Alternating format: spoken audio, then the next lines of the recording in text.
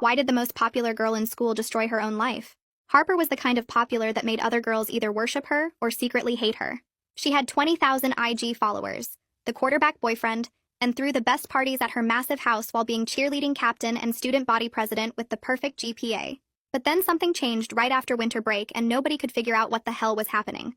Harper showed up to school that Monday looking like she hadn't slept in days with her hair in a messy bun and wearing sweatpants.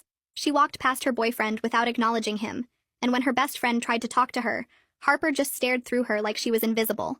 During lunch, instead of sitting at her usual table, Harper sat alone in the corner deleting every single photo from her Instagram. The next day, Harper posted this bizarre video where she was crying and laughing at the same time saying, "You guys have no idea what you're looking at when you look at me, and if you knew you'd run so fast." She deleted it within minutes, but screenshots were already everywhere. She started showing up late to cheer practice, moving like a zombie until the coach finally benched her. I saw her boyfriend tried to talk to her after school, and she looked him dead in the eyes and said she couldn't stand the sight of him anymore, which was insane because they'd been together for 2 years.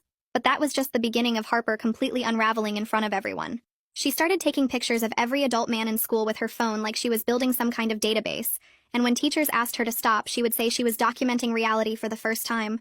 She removed every photo from her locker, including family ones, and replaced them with missing persons posters she'd printed from the internet. During chemistry class, she suddenly asked the teacher if he'd ever wondered how many dangerous people walk among us pretending to be normal, and when he told her to sit down, she just walked out. She started avoiding going home, and would sit in her car in the parking lot for hours, just watching her house from across the street like she was scared to go inside. Harper started leaving notes in the principal's mailbox every morning at 6 that said things about checking criminal databases and background records according to the secretary who opened them. She would flinch whenever adult men walked past her and started recording conversations on her phone whenever her father's name came up like she was gathering evidence. Her friends tried an intervention, but Harper kept saying they lived in a bubble where monsters looked like regular people, and nobody wanted to see what was right in front of them. She stopped wearing makeup and started wearing her dad's old college sweatshirt every day, but would pull at it constantly like it was burning her skin. During assembly, she started searching things on her phone about how long DNA evidence lasted, and whether fingernails could prove anything after 5 years, which her friend saw over her shoulder. She asked a junior whose dad was a cop whether basements showed up on housing blueprints and if soundproofing materials left specific chemical traces. She started skipping classes to sit outside the guidance counselor's office writing pages and pages of something she'd immediately tear up and throw away. Then Harper did something that made everyone realize this wasn't just a weird phase. During the school assembly where she was supposed to give a speech about the fundraiser, she grabbed the microphone and started talking about how everyone was living in a fantasy and that she'd discovered something that changed everything, and she couldn't pretend anymore. Security escorted her off stage and she didn't come back for 3 days. When Harper returned, she was like a ghost, avoiding everyone, including her own reflection. She spent every free period in the library researching criminal psychology and basement construction permits for our neighborhood. Her mom started picking her up daily, and Harper would get in the car silently while her mom looked like she'd aged 10 years in 2 weeks. Then last Friday, everything exploded when Harper's dad showed up during lunch with 2 police officers, and they went straight to the principal's office. 20 minutes later, they came out with Harper's phone and laptop in evidence bags, and Harper herself nowhere to be found. Someone saw her running through the parking lot that morning like something was chasing her. That afternoon, the police were at Harper's house, and neighbors heard her mom screaming, "She's just a child. She didn't know what she was seeing. This can't be happening." I found Harper hiding in the old equipment shed behind the football field where nobody ever goes, and she looked at me with hollow eyes and said the one thing I'll never forget. "My father isn't who you think he is, and tomorrow morning everyone will know what he's been doing in our basement for the past 5 years." Then she stood up and walked toward the woods behind the school. My feet stayed frozen to the ground while Harper got smaller and smaller between the trees, until she completely disappeared. My hands shook so bad I could barely get my phone out of my pocket. I started dialing 911 but stopped because what was I supposed to say? That the most popular girl in the school said something weird about her dad's basement before walking into the woods? The whole thing felt like some crazy dream, but Harper's words kept repeating in my head about what her father had been doing for 5 years. I turned and ran back toward the main building, my legs feeling like jelly. The parking lot was mostly empty since it was after 4. I burst through the side doors and almost crashed right into Tristan Lynn, who was coming out of the bathroom. He grabbed my shoulders to steady me, and his eyes went wide when he saw my face. I started talking so fast the words tumbled over each other about finding Harper in the shed and what she said about her father and the basement. Tristan's face changed from confused to shocked to scared as I kept talking. He pulled me down the hallway toward the guidance office where the lights were still on. Janice McGuire was at her desk typing something when we practically fell through her door. She looked up and immediately stood when she saw our faces. Tristan helped me explain everything while I tried to catch my breath. Janice wrote down every word I said about Harper hiding in the shed and what she told me about her father. She asked me exactly when this happened and if Harper said anything else specific. She asked about Harper's behavior the past few weeks, and I told her about the missing persons posters and the DNA searches and everything else. Janice picked up her phone and said she had to make a mandatory report right away, even though we didn't have much proof. She dialed the state abuse hotline while we sat there listening to her give Harper's full name and home address. She requested an immediate welfare check and explained Harper might be in danger. She hung up and called the local police station next to report Harper as a possible runaway or missing person. Within an hour, 2 police cars pulled up to the school, and Detective Christopher Garza walked into Janice's office. He was younger than I expected, with kind eyes but a serious face. He asked me to repeat everything Harper said word for word. He wrote it all down in a small notebook and asked about Harper's mental state, and if she'd ever made claims like this before. He explained they needed more than just Harper's statement to get a warrant for her father's basement. He said they'd check the house, but without probable cause they couldn't search specific areas. Janice gave him copies of all her notes from the past month about Harper's concerning behavior. Detective Garza left his card and said to call immediately if Harper contacted any of us. Tristan and I went back to my house and I couldn't eat dinner. I stayed up all night making a timeline on my laptop of everything weird Harper had done since winter break. Tristan came back over around 10 with his laptop and helped me organize all the screenshots people had saved. We found 12 different people who had pieces of Harper's deleted video saved.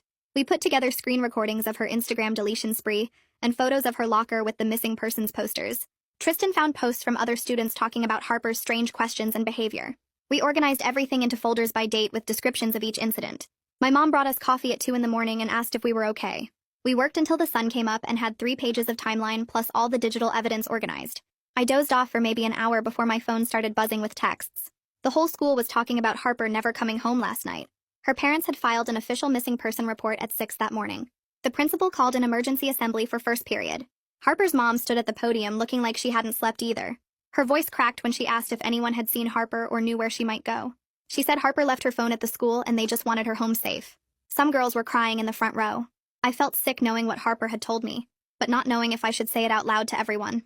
After the assembly, I found Detective Garza in the hallway and showed him the timeline Tristan and I made. He sat on a bench and went through every page carefully. He looked at all the screenshots and evidence we'd collected. He said it helped establish a pattern, but judges needed more concrete evidence for search warrants. He asked if Harper had ever shown me physical evidence or told me specific details about what she found. I told him she only mentioned the basement and 5 years. The principal's secretary found me during second period and said I needed to come to the office immediately. I walked in, and Harper's father was sitting there with a man in an expensive suit who was obviously his lawyer. Harper's father's face was red and he pointed at me the second I walked in. He said I was spreading dangerous lies about his family during their time of crisis. The lawyer said they'd sue me and my parents for defamation if I kept harassing them. He said I was making a terrible situation worse with baseless accusations. The principal looked uncomfortable and kept adjusting his tie. Right then, Janice walked in and stood next to me. She told the lawyer I had followed proper reporting protocols and acted in good faith based on Harper's own words. She said I was protected as a mandated reporter and had done nothing wrong. The principal said we all wanted Harper found safely and asked everyone to remain calm. The lawyer handed me his business card with a warning look before they left the office. My phone started buzzing immediately with a call from an unknown number. It was Marlene Lopez from Child Protective Services saying she got my report through the state hotline. She explained they couldn't do much without Harper physically present or concrete evidence of abuse happening right now. She said past allegations needed police involvement and physical proof. She asked me 20 questions about Harper's behavior changes and what exactly she told me. I gave her every detail I could remember while Janice took notes beside me. Marlene said she'd coordinate with the police but warned me these cases moved slowly through the system. After the call ended, Tristan texted me that he found something important. We met in the computer lab where he had 3 other students with him. They'd all recorded parts of Harper's weird behavior over the past 2 weeks on their phones. One girl had the entire assembly meltdown filmed from the front row. Another had Harper taking photos of male teachers during lunch. The third had Harper sitting in her car staring at her house for 2 hours straight. We spent the rest of the day organizing everything into one massive folder with dates and descriptions. We had 12 different incidents documented with video or photos. I suddenly remembered Harper searching stuff on her phone during that assembly about DNA evidence and fingernails. I called Detective Garza immediately and told him what Harper's friend saw over her shoulder. He went quiet for a moment, then said that suggested Harper might have found actual physical evidence of something. He asked if Harper ever showed me anything or gave me any items. I told him she only mentioned the basement and 5 years but nothing specific. The cheer coach found me after practice and pulled me into her office. She closed the door and said she'd been thinking about Harper since the news broke. She said Harper had bruises on her upper arms after winter break that she noticed during practice. She'd assumed they were from stunts or working out, but now she wasn't sure. She said the bruises were finger-shaped, and Harper got weird when she asked about them. She wanted to know if she should tell the police. I gave her Detective Garza's number and told her to call immediately. That night, I couldn't stop thinking about what Harper said about the basement. I got on my laptop and started searching public records for Harper's address. The property records showed basement renovations from exactly 5 years ago. The permits listed basic finishing work like drywall and flooring, but nothing about the soundproofing Harper had been researching. The contractor's name was listed, but when I searched for the company, it didn't exist anymore. I took screenshots of everything and added them to our evidence folder. 2 days passed with no sign of Harper anywhere. The police organized search teams to comb through the woods behind school. I signed up immediately along with half the school. We spread out in lines, walking slowly through the trees, calling Harper's name. The woods were bigger than I realized, with trails going in every direction. I kept thinking about Harper walking into these same woods looking so broken. We searched for 6 hours, finding nothing but old beer cans and trash. On the second day of searching, I went back to the area near where I'd last seen Harper. I followed a deer trail deeper into the woods than the main search teams had gone. Under some leaves near a fallen tree, I saw something black. It was Harper's phone, covered in dirt and dead. I didn't touch it, but called Detective Garza immediately. He arrived within 20 minutes with an evidence team. They photographed everything before bagging the phone carefully. Garza said their tech team would try to recover any data even though it was dead. 3 days later, Garza called me with an update. The tech team had recovered Harper's search history from her phone. She'd been researching 5 missing women from our area repeatedly for weeks. All of them had vanished over the past 5 years. All were between 16 and 22 years old. All had brown hair like Harper. Garza said they were now looking for connections between these cases and Harper's father. He couldn't share more, but said this was becoming much bigger than they initially thought. The principal's secretary found me the next morning before first period. She looked around nervously, then whispered that she needed to tell me something. She said Harper's dad had been in yesterday arguing with the principal about containing the situation and protecting the school's reputation. She said he was demanding they control what students were saying and threatened to pull his donations. She'd kept copies of all those notes Harper left in the principal's mailbox about checking criminal databases. She handed me a folder with photocopies of 12 different notes. Each one mentioned specific things to investigate about people's backgrounds. Some had dates and locations that didn't make sense to me yet. I gave everything to Detective Garza that afternoon. That night around 11, my phone buzzed with a text from a blocked number. It said Harper was safe but couldn't come forward yet. The message mentioned something specific about our chemistry class that only Harper would know about, a joke our teacher made about periodic table elements. I immediately forwarded it to Garza, who said they'd try to trace it, but blocked numbers were nearly impossible to track. The text gave me hope that Harper was alive somewhere even if she couldn't come home yet. The next morning, Marlene Lopez called me during first period asking if I could meet after school with her, Janice, and Detective Garza. I got to Janice's office at 3:30, where they were already waiting with papers spread across the desk. Marlene explained they needed to coordinate everything we knew, but had to be careful about protecting Harper, even if that meant moving slowly. She kept checking her phone and writing notes while Garza went through the timeline I'd made, asking specific questions about dates and times. After an hour of going through everything, Marlene said they had enough to keep building the case but needed more concrete evidence. That evening, I was doing homework when my phone rang with a number I didn't recognize. The woman on the other end said she was Harper's neighbor and had seen the news coverage about Harper being missing. She told me about hearing strange noises from their house late at night for the past year, like hammering and drilling sounds. She remembered seeing delivery trucks bringing construction materials to their house last summer, but thought they were just doing normal renovations. I took notes on everything she said and texted Garza immediately, who said he'd contact her directly. The next day at lunch, Tristan showed me something on his phone that made my stomach drop.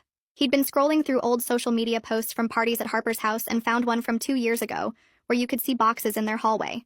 When he zoomed in, the labels were clear as day, reading acoustic foam and sound-dampening panels. We sent the screenshot to Garza right away, who responded that this was exactly the kind of evidence they needed to establish a timeline. Later that afternoon, Garza called me with an update about the missing persons Harper had been researching. Requested Reds is on Spotify now. Check out link in the description or comments. He said none of them had any official connection to Harper's father that they could find yet, but he was now looking at when each woman disappeared compared to when the basement was renovated.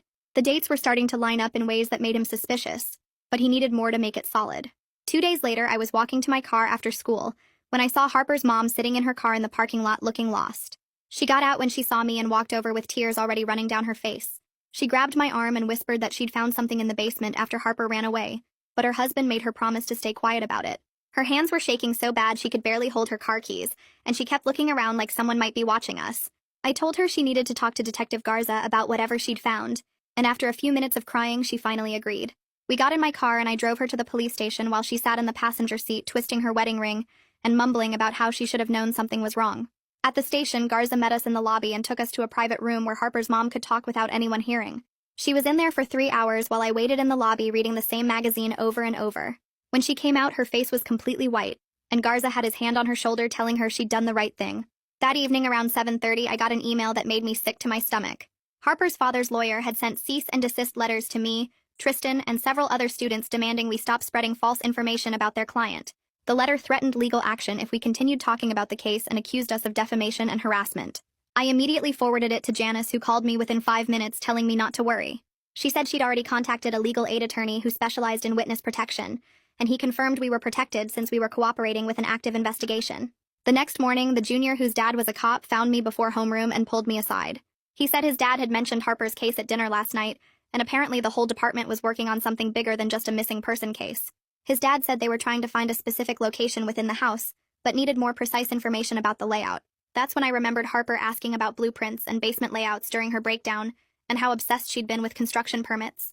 During lunch, I went to the city records office and requested the original house plans for Harper's address from when it was built in 1987. The clerk printed them out for $5, and when I compared them to the renovation permits from 5 years ago, something didn't match up. The original plans showed a utility closet in the basement that wasn't mentioned in any of the renovation paperwork, and the square footage numbers we were off by about 100 feet. I took photos of both documents and sent them to Garza, who replied immediately saying this was huge, and asking if I could bring the originals to the station. 3 days after Harper had disappeared into the woods, we finally got news about her. A gas station attendant 2 towns over had called the police after seeing Harper's photo on the news and recognizing her from security footage. The video showed Harper buying water bottles and sandwiches at 2 in the morning before walking out and disappearing into the darkness again. At least we knew she was still alive and trying to take care of herself, even if she wasn't ready to come home yet. Detective Garza called me the next morning while I was eating breakfast and asked if I could meet him at the station after school. When I got there, he led me to the same private room and closed the door behind us. He sat down across from me and pulled out a folder with Harper's name on it. He told me Harper had reached out to them through a victim advocate at a women's shelter 3 towns over. She was safe and providing information, but wasn't ready to come forward publicly yet. He said she'd been staying at the shelter under a different name, and the staff there was helping her process everything. The advocate had been working with Harper to document her memories and gather any evidence she might have kept. Garza showed me a photo Harper had sent them of a journal she'd been keeping since winter break, with dates and descriptions of things she'd found. He couldn't show me the details, but said it was helping them build a timeline of what happened in that house. That same afternoon, the school board called an emergency meeting about what everyone was calling the situation, even though Harper's name was all over social media. Parents packed the auditorium and the arguments got so loud security had to step in twice. Half the parents wanted the school to support the investigation fully, while the other half worried about the school's reputation and property values. Some moms stood up and started yelling about how this was all rumors, and the school shouldn't be involved in destroying a good family's name. Another parent shot back that protecting kids should matter more than protecting the school's image. The principal tried to keep order, but people were recording everything on their phones and posting it live. The board finally voted to cooperate fully with law enforcement and provide counseling services for affected students. 2 days later, Harper's mom filed for an emergency protective order against her husband and moved out of their house. Her lawyer released a statement saying she was cooperating fully with the investigation and had no knowledge of any illegal activities. I saw her at the grocery store looking like she'd lost 20 pounds in 2 weeks. She was buying basic supplies and her hands shook as she loaded bags into her car. The cashier told me later that Harper's mom had been staying at her sister's place across town. That Friday morning, I woke up to sirens and saw on the local news that a forensic team had arrived at Harper's house with a warrant. Neighbors stood on their lawns watching as people in white suits carried evidence bags and photography equipment through the front door. The news helicopter circled overhead while reporters interviewed anyone who would talk. I rode my bike over and watched from down the street as they set up a tent in the driveway. Box after box came out labeled with evidence tape and loaded into a van. The forensic team was there for 8 hours, and neighbors said they heard drilling sounds from inside. One guy in a hazmat suit carried out what looked like pieces of drywall in clear plastic bags. The whole neighborhood felt different with yellow tape around Harper's house, and cops stationed at both ends of the street. Tristan met me at the coffee shop that evening, and we sat there refreshing the news on our phones.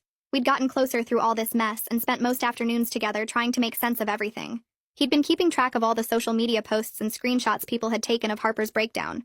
We both felt guilty for not seeing the signs sooner, even though we barely knew Harper before this. Tristan had started having nightmares about basements and hidden rooms. We stayed at the coffee shop until they closed, just so we didn't have to be alone with our thoughts. The next morning, Detective Garza called me again, and his voice sounded different this time. He said they'd found the hidden room Harper had discovered behind what looked like a normal utility closet. The construction matched the timeline from the permits I'd found with the missing square footage. No victims were present, but they'd found evidence of long-term captivity, including restraints bolted to the walls. There were scratch marks on the inside of the door and DNA samples from multiple sources. The room had been soundproofed with professional materials just like Harper had researched. Garza said Harper must have stumbled onto it during winter break when her parents were out of town. They found her fingerprints on the hidden door mechanism, which explained why she'd been so obsessed with DNA evidence lasting. 3 hours after that call, the news broke that Harper's father had been arrested on charges of unlawful imprisonment and obstruction of justice.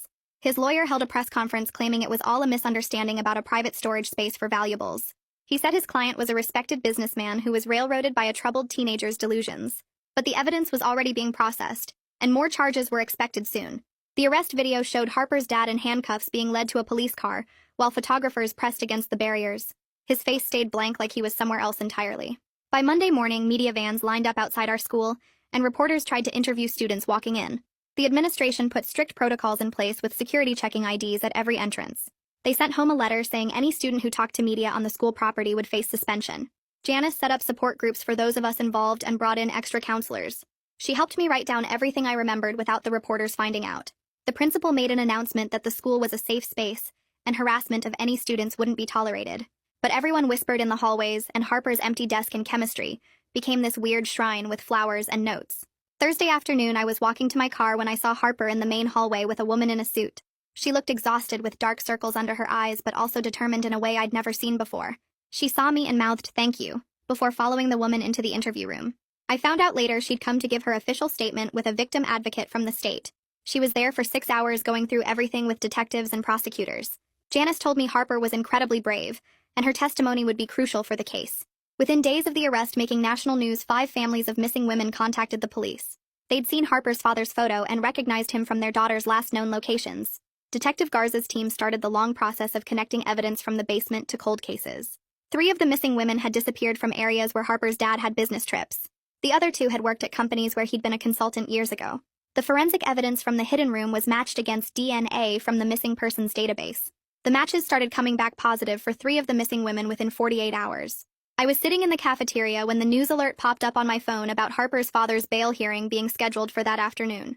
The judge set it at $2 million after the prosecutor showed evidence that he'd been transferring money to offshore accounts for years and had property in countries without extradition treaties. His lawyer argued for lower bail, but the judge said the flight risk was too high with multiple potential murder charges coming. They froze all his assets that same day, including the house and his company accounts, while investigators started tracing where the money went. The school called an emergency staff meeting that Monday morning, and I saw teachers coming out looking shaken. The principal sent out an email saying they were implementing mandatory reporting training for all staff members starting immediately. The cheer coach found Harper's mom in the parking lot after the training and broke down crying while apologizing for not seeing the signs. She kept saying she should have known something was wrong when Harper started flinching during practice, and how she'd failed as a coach. Harper's mom just hugged her and said nobody could have known what was happening in their house. I couldn't sleep that night thinking about all the times I'd seen Harper acting strange, and wondered if I should have said something sooner. The guilt was eating me up so bad that I couldn't focus in class and kept replaying every interaction looking for signs I'd missed. Janice called me into her office and could tell immediately that I was struggling. She sat me down and reminded me that I did exactly the right thing when Harper finally told me about the basement. She explained that victims often hide abuse for years, and the important thing was that I believed her and took action when it mattered. She set me up with a counselor who specialized in secondary trauma, and gave me permission to leave class whenever I needed to talk. Some kids from student council started a collection for Harper and her mom since all their money was frozen during the investigation. Even people who'd barely talked to Harper threw in $20 or $50 because they felt bad about not noticing her distress. The collection grew to over $8,000 in 3 days, which they gave to Harper's mom through the Victim Services Coordinator. Marlene Lopez called me and Tristan to thank us for documenting everything so carefully. She said our timeline and evidence collection created the foundation that got Harper the help she needed, and would be crucial for the prosecution. She was working on finding long-term placement for Harper with relatives out of state, where she could get intensive therapy away from all the media attention. My phone buzzed during lunch on Thursday with a text from an unknown number. It was Harper saying she was in a safe place getting help, and wanted me to know she was going to be okay, even though she wasn't ready to come back to the school yet. She thanked me for believing her and said knowing someone cared enough to listen saved her life. I showed the message to Janice, who smiled and said Harper was incredibly strong to reach out. Detective Garza called that afternoon to let us know the FBI was joining the investigation, because evidence suggested crimes might have crossed state lines. He said he'd still be our local contact, but the case was expanding beyond what the local department could handle alone. They'd found evidence that Harper's father had rented storage units in 3 different states, where the missing women had disappeared. The FBI brought in their behavioral analysis unit and started connecting patterns between the victims and Harper's father's travel records. Harper's mom filed for divorce the next week, and the papers showed she was seeking an emergency order for sole custody and a restraining order. She'd started seeing a therapist twice a week, according to Janice, who was helping coordinate support services. Harper's mom sent a message through Janice thanking everyone who believed Harper and took action to help them escape that nightmare. She said she'd been blind to what was happening and would never forgive herself for not protecting her daughter, but was grateful for the people who stepped up when Harper needed them most. 2 weeks after the arrest, the news broke that made everyone go silent. DNA evidence from the basement matched the remains of Sarah Foster, who'd been missing for 4 years. The medical examiner confirmed she'd been held captive for months before she died, based on evidence they found. The prosecutor immediately upgraded the charges against Harper's father to first-degree murder, along with the kidnapping and false imprisonment charges. More families started contacting the police saying their missing daughters had connections to areas where Harper's father had business. The principal announced a special assembly for the following Monday about recognizing signs of abuse and trauma. They brought in experts from the state to help students process what had happened without turning Harper's story into gossip. The assembly felt different from usual school talks because everyone knew this was real and had happened to someone we all knew. The expert talked about how predators often hide in plain sight, and victims sometimes can't speak up for years because of fear or manipulation. She explained that Harper's behavior changes were classic signs of someone discovering traumatic information and trying to find help without knowing how. Students asked questions about what we should have done differently, and the expert kept emphasizing that Harper's friends couldn't have known without her telling them. She said the important thing was that when Harper finally found the courage to speak up through her actions, people listened and got her help. Tristan started organizing meetings in the library after school where students could talk about what happened with Harper. He put up flyers saying anyone who felt weird or scared about the whole thing could come. The first meeting had 12 people show up, and we all just sat there not knowing what to say at first. Tristan brought cookies and juice boxes, which helped break the ice somehow. We started meeting every Tuesday, and more kids showed up each week. Some were Harper's old friends, and others were just random students who felt messed up by everything. We talked about how we missed the signs and how scary it was to realize monsters could look so normal. The meetings helped us feel less alone in dealing with all the crazy stuff that went down. Harper's best friend showed up to the 4th meeting looking like she hadn't slept in days. She kept saying she should have known something was wrong when Harper started acting weird. She told us about the intervention they tried and how Harper kept talking about monsters looking like regular people. Janice came to that meeting and explained that nobody could have known what Harper was dealing with. She said predators are really good at hiding and victims often can't talk about it directly. Harper's friend cried for like 20 minutes while we all sat there not knowing what to do. Janice gave her some tissues and said guilt wouldn't help Harper, but support would. The friend started coming to every meeting after that and slowly stopped blaming herself so much. 3 weeks later, I got called to the courthouse to talk to the grand jury about everything I saw. The prosecutor met with me first to go over what they'd ask me about. She said my notes and timeline were super important for showing when Harper discovered the truth. I sat in this big room with 23 people staring at me while I answered questions. They wanted to know every detail about finding Harper in the shed and what she said about her dad. The prosecutor asked about the timeline I made and all the weird stuff Harper did after winter break. I showed them the screenshots of her deleted video and explained how she researched missing people. The whole thing took 3 hours and my hands were shaking the entire time. When I finished, the prosecutor said our evidence helped prove Harper discovered something real, not imagined. Harper's dad went to court the next month and his lawyer said he wasn't guilty of anything. The news showed him in a suit looking all normal while his lawyers talked about lack of proof. They said the basement room could have been for storage and the DNA might be contaminated. The prosecutor told us not to worry because they had tons of physical evidence from the basement. She said they found restraints bolted to the walls and scratch marks everywhere. They had DNA from hair and blood that matched missing women from years ago. The defense could say whatever they wanted, but the evidence was solid. More test results came back linking 3 more missing women to Harper's dad's basement. The families of those women had been searching for years without answers. One mom had been putting up posters for 5 years hoping her daughter would come home. The police called each family privately before releasing the names to the media. Our town held a memorial service at the park for all the victims they identified. Hundreds of people showed up with candles and flowers to remember the women. Some families spoke about their daughters and what they were like before they disappeared. It was the saddest thing I'd ever been to, but also important for everyone to grieve together. Harper decided she couldn't come back to our school after everything that happened. Marlene told us Harper was living with an aunt in another state to get away from everything. She was doing online classes to finish junior year while getting therapy twice a week. Harper wanted to graduate on time so she could still go to college next year. Her mom moved to the same town to be near her and start over somewhere new. They both needed to be far away from the house and all the memories. The principal called a staff meeting that nobody was supposed to know about, but word got out anyway. He announced he'd be retiring at the end of the school year after 30 years. Everyone knew it was because of how he handled Harper's situation at first. He'd ignored her weird behavior and the notes she left instead of investigating properly. Parents had been calling for his resignation since the truth came out about Harper's dad. The school board probably told him to retire quietly instead of getting fired publicly. Detective Garza came to the school to talk about starting a program for students. He wanted to teach kids how to recognize warning signs and report stuff safely. The program would meet once a month and cover things like how predators work and what to do if someone tells you something bad. He said what we did for Harper showed that young people could make a difference. Lots of students signed up because we all felt like we needed to learn from what happened. Garza brought in other cops and social workers to help teach the classes. Marlene stopped by one of our support group meetings to give us an update on Harper. She said Harper was doing better in therapy and starting to process everything that happened. Harper was even thinking about maybe helping other survivors someday when she was ready. Her therapist said she was really strong and making good progress dealing with the trauma. Marlene couldn't share details but wanted us to know Harper was going to be okay eventually.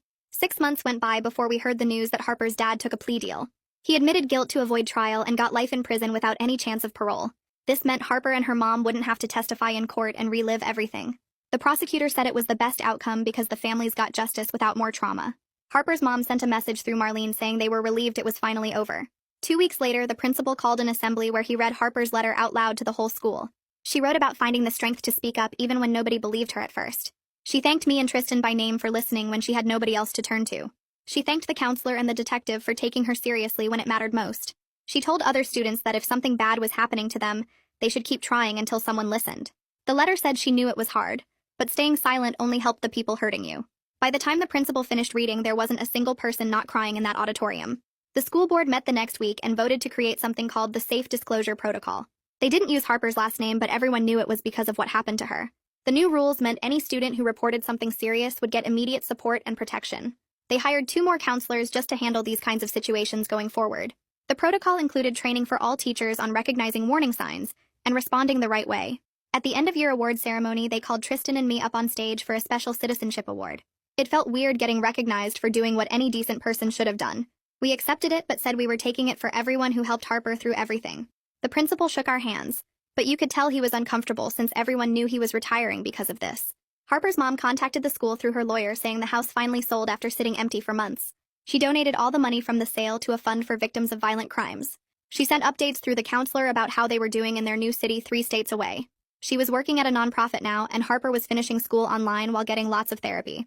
Spring came and college acceptance letters started arriving for all the seniors, including me, even though I was just a junior. I got into the State University's social work program with early admission, which I applied for after everything that happened. Working with the counselor and the social worker showed me that's what I wanted to do with my life. Tristan got accepted to the criminal justice program at the same school because Detective Garza inspired him so much. We were both going to the same college, which made everything less scary about leaving home. Graduation day arrived and nobody expected Harper to show up since she'd been gone for months. But right before they started calling names, she walked in with her aunt and 2 cousins surrounding her protectively. She looked different with shorter hair and more confidence in how she carried herself than before. When they called her name, the entire auditorium erupted in the loudest cheering I'd ever heard at a graduation. She walked across that stage with her head held high and accepted her diploma like she'd earned every bit of it. People stood up and kept clapping until she sat back down with her family, who never stopped smiling at her. After graduation, there was a big party at someone's house, and Harper actually showed up for a little while. We ended up talking by the pool away from everyone else for the first time since everything happened. She told me she was planning to study psychology in college to understand trauma and help other survivors heal. She said therapy saved her life, and she wanted to do that for other people who went through terrible things. She seemed stronger and more focused than the popular girl I remembered from before winter break. Detective Garza stopped by the party, which surprised everyone since cops don't usually show up unless there's trouble. He found me and Tristan to tell us the investigation ended up solving 7 cold cases from the past decade. He said our documentation and refusal to give up made all the difference in building the case. 3 of those cases were the missing women Harper had researched, and 4 others nobody had connected before. He shook our hands and said we showed him that young people could change things when adults weren't paying attention. A week before we left for college, a package arrived from Harper's mom with graduation gifts for everyone who helped. Inside were these nice pens with our names engraved and handwritten thank you notes on fancy paper. Her note to me said she'd never forget how I found Harper and got her help when she needed it most. She wrote that she was working with state legislators now to make reporting laws stronger for schools. She wanted to make sure what happened to them could help protect other families from going through the same thing. The last week of summer, Harper surprised everyone by starting a blog about surviving trauma and finding justice. She was careful not to share details that could identify victims, but she wrote honestly about the healing process. She posted about therapy techniques that helped her and resources for other survivors trying to rebuild their lives. The blog got thousands of followers in just the first few days as people shared it everywhere. She wrote about how justice doesn't fix everything, but it helps you start moving forward with your life. The week before we all left for college, I stopped by the community center to drop off some donation boxes and saw Harper in the gym teaching a self-defense class to about 15 teenage girls. She was showing them how to break a wrist hold and demonstrating the moves with this calm confidence I'd never seen from her before. The girls were watching her so carefully and taking notes while Harper walked around adjusting their stances and explaining how to use someone's weight against them. She had this genuine smile on her face as she helped a younger girl who kept messing up the technique, and when the girl finally got it right, Harper gave her this big high five. After class ended, Harper saw me and waved me over to help her put the mats away. She told me teaching these classes made her feel like she was taking back control and giving other girls tools she wished she'd had sooner. 5 years went by faster than I expected with college, and starting my social work job at a youth shelter downtown. Then last month, I got this fancy invitation to a book launch party at a hotel conference room for Harper's memoir about trauma and systemic change in protective services. When I walked in, Tristan was already there wearing a detective badge just like Garza used to have, and talking to Marlene, who'd become a regional director for child services. Harper stood at the podium looking professional in a business suit, talking about how her worst experience became her mission to reform how institutions handle disclosure and protect victims. What a joy to tell that one. Thanks for listening with an open heart. It makes it all worth it. Subscribe if you'd like to keep making more happy memories here.